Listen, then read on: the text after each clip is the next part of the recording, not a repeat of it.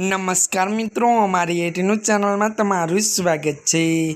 मित्रों, अत्यारे हाल आशाराम ने लईने एक मोटा दुखद समाचार सामे आवी रह्या छे।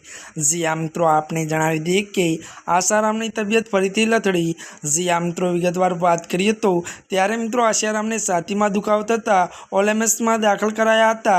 जो कि मित्रों वधु तमने जणावी दीए के यौन शोषणना केसमां आजीवन कैदनी सजा भोगवी रहेला आशारामने छातीमां दुखाવાની फरियाद बाद जोधपुरनी All India Institute of Medical Science में दाखल करवामां आव्या छे।